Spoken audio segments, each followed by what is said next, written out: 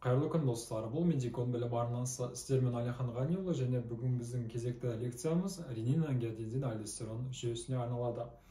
Ренин-ангиотензин альдостерон жүйесі немесе оны қысқартып РАЖ жүйесі деп атайды. Немесе орысша РАЖ система деп кездеседі көптеген әдебиеттерде. Сонымен бұл жүйенің негізгі қызметі бұл адамның қан қысымын реттеп отыру және қанның көлемін бақылауда ұстау. Осы қызметті негізінен атқаратын және бақылап отыратын жүйе болып табылады. Бұл жүйенің қызметі қалай жүзеге асады, соны бүгінгі сабақта толық қарастыратын боламыз. Және қалыпты физиологиялық жағдайдағы РАЖ жүйесінің қызметі. Сабаққа кіріспес бұрын алдымен бұл жүйеге қатысатын компоненттер және олардың синтезделу орнына тоқталып өтсек. Біз білуіміз керек, что бауырда ангиотензиноген деген белок синтезделеді. Ангиотензиноген. Бұл бауырдан синтезделетін белок. Ал бауырдың қан тамырларының қабырғасында ангиотензин айналдырушы фермент деп аталатын фермент бар. ААФ деп қысқартып береді. Ангиотензин айналдырушы фермент немесе орысша ангиотензин превращающий фермент АПФ деп қысқартып айтады. Осыны білейік. Бүйрек үсті безінің қыртысты қабатынан альдостерон гормоны синтезделеді.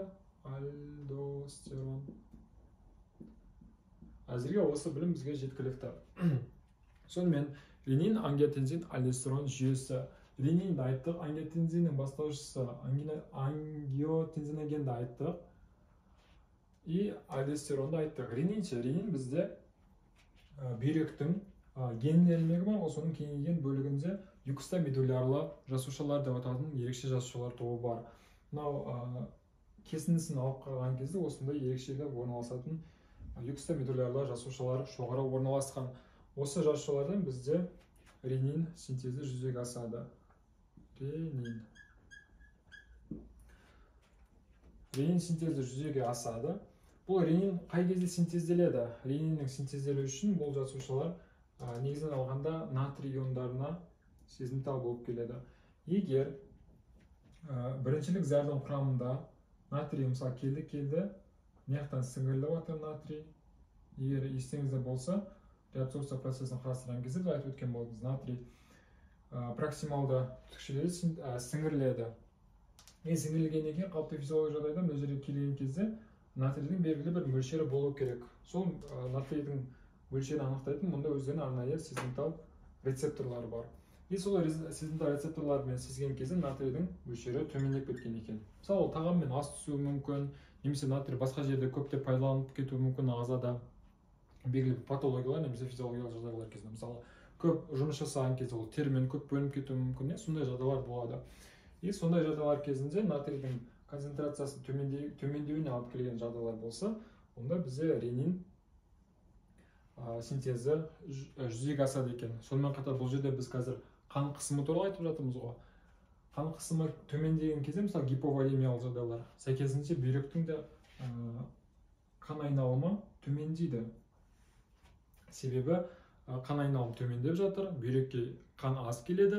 Сонымен қатар бізде ағзамызда компенсаторлы жүйелер бар. Ең бірінші кезекке қанға неғұрлым тәуелді ағзалар ми және жүрекке қанды көбірек барады. Сол себепті басқа ағзалардың қан тамырлары рефлекс түрде тарылады екен. Мысалы, бастапқы қан тамыр енді сол кішкене тарылды. Содан қан аз келеді, сәйкесінше алғашқы натрий аз болады да. И осы юкстамедулярлы жасушалар келген кезде натрийдің концентрациясы төмендеп кетті.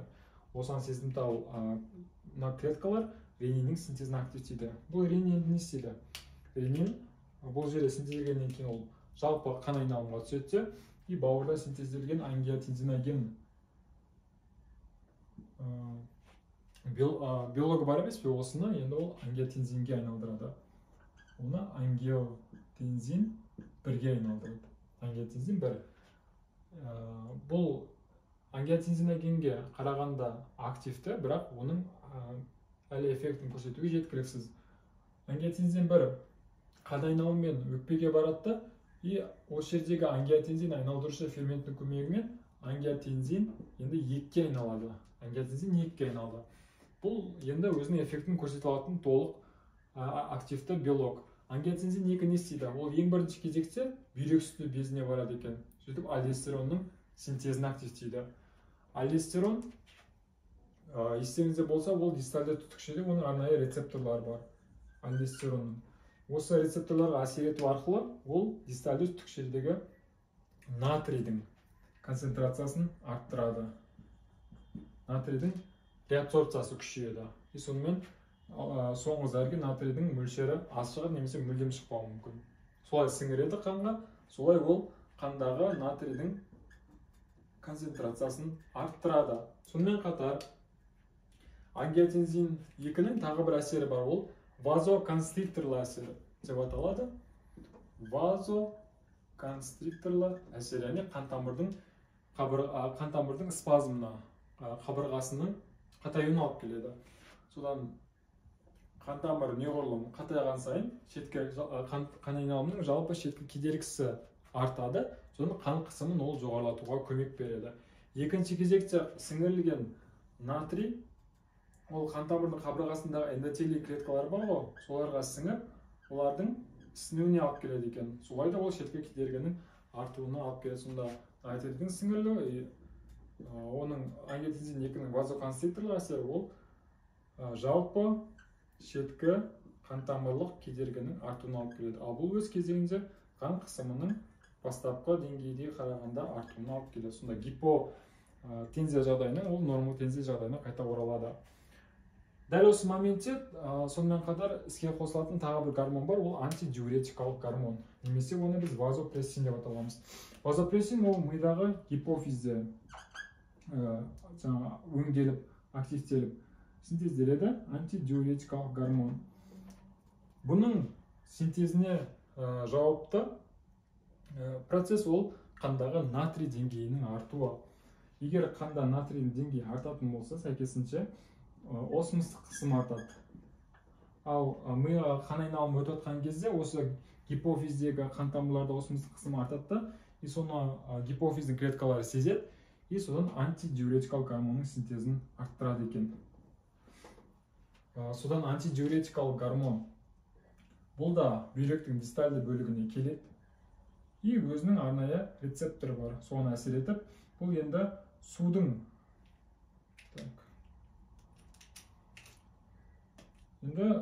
реабсорбциясын күшейтеді.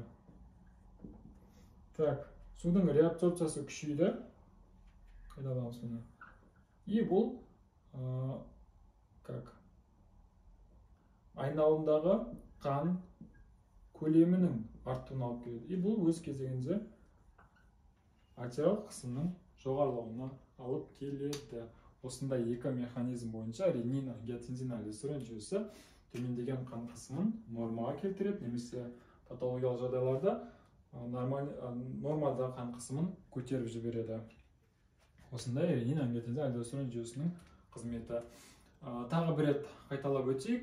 Сонымен ренин, ангиотензин, альдостерон жүйесіне нефрондар қатысты, бүйрек қатысты, бауыр қатысты, өкпе қатысты, бүйрек үсті безі қатысты, және гипофиз, гипоталамус, гипофиз жүйесі қатысты. Бүйректің қан айналымы төмендеді, бүйректе бір ишемия болуы мүмкін, немесе стенозы болуы мүмкін, немесе бітеліп қалуы мүмкін. Бүйректің қан айналымы төмендеді, зәрдегі натрийдің концентрация сәйкесінше төмендейді. Оған юкстамедулярлы жүйедегі сезімтал клеткалар оны сезіп, рениннің синтезін активтейді. Ренин жалпы қан айналымына түсіп, ондағы ангиотензиногенге әсер етті. Содан ангиотензин 1-ді түзді. Ангиотензин 1 өкпедегі АПФ ферментінен ангиотензин 2-ге айналды. Ангиотензин 2-нің екі негізгі механизмі бар. Ол бүйрек үсті безіне барып альдостеронның синтезін активтейді. Еще өзінің вазоконстрикторлы әсері бар. Сонымен альдостерон қайтадан нефрон шумақталарына келді, өзінің рецепторына әсер етті дистальды бөліктегі, содан натрийдің реабсорбциясын күшейді.